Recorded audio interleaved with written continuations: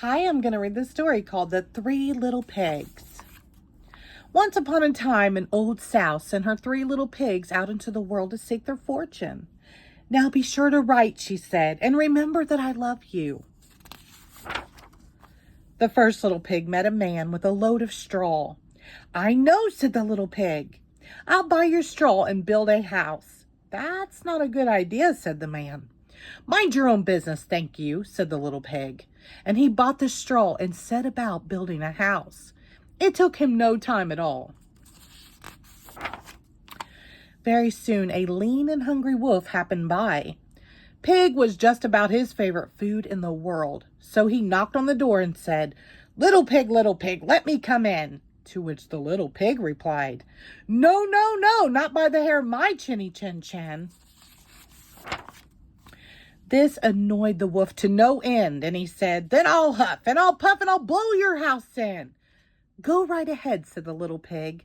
So the wolf huffed and he puffed and he blew the house in, and he gobbled up the little pig.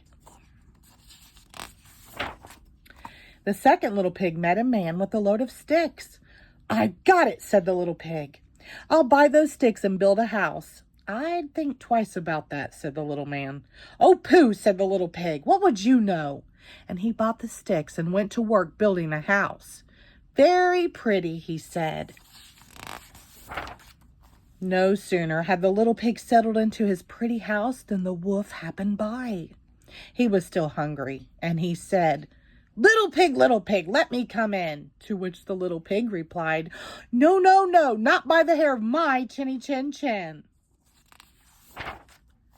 The wolf didn't care for that at all, and he said, I'll huff and I'll puff and I'll blow your house in. Ha ha ha, said the little pig. So the wolf huffed and he puffed and he blew the house in, and he gobbled up the little pig. Now the third little pig met a man with a load of bricks. These bricks will make a fine, sturdy house, said the man. Capital idea, my good fellow, said the little pig. So he bought the bricks and set about building a house. It took him quite a bit of time, but it was well worth it. Nice and solid, said the little pig. Nice and solid. But no sooner had the little pig moved in than he noticed the wolf loitering about.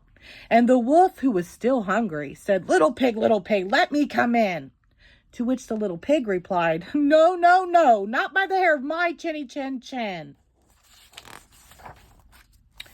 Well, the wolf had heard that before, and he said, then I'll huff and I'll puff and I'll blow your house in. Oh, don't do that, said the little pig. But the wolf huffed and he puffed, and he huffed and he puffed, until he was quite blue in the face. The house stood firm. I'll try another approach, muttered the wolf. And he put on his most dazzling smile. Little pig, I was only teasing, he said. By the way, I hear that Farmer Jones has the most scrumptious turnips. Shall we go pick a few? Oh, I'm much too busy now, said the little pig. What about tomorrow morning? Excellent, said the wolf. I'll come for you at 6.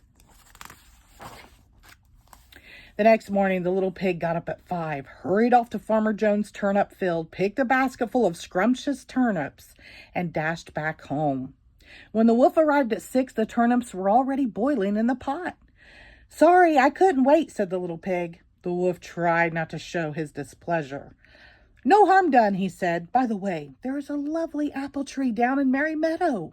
Shall we go help ourselves to a few apples? I must cook my turnips, said the little pig.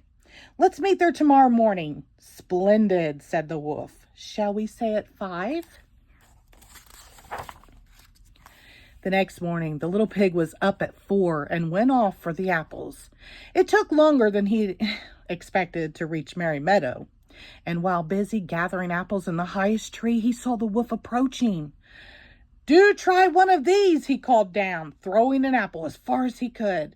When the wolf chased after the apple, the little pig shimmied down the tree and made it safely home. The next day, the wolf came again.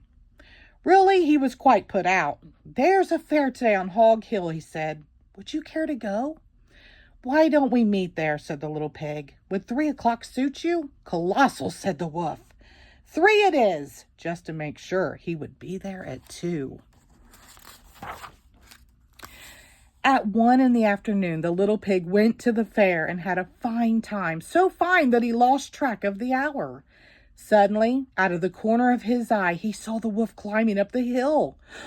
Without a minute to spare, the little pig jumped inside an empty butter churn and rolled down the hill toward the wolf. Well, the wolf was so scared, he ran all the way home. That evening, the wolf went to the little pig's house and told him how frightened he'd been by a great round thing that came down the hill. "Frightened you, did I?" said the little pig. "That great round thing was a butter churn, and I was inside." That was simply too much for the wolf to stand. "I've been nice long enough," he cried. "I'm going to eat you up right now." And he climbed onto the roof. When the little pig saw this, he put a big iron pot in the fireplace and quickly stoked the fire.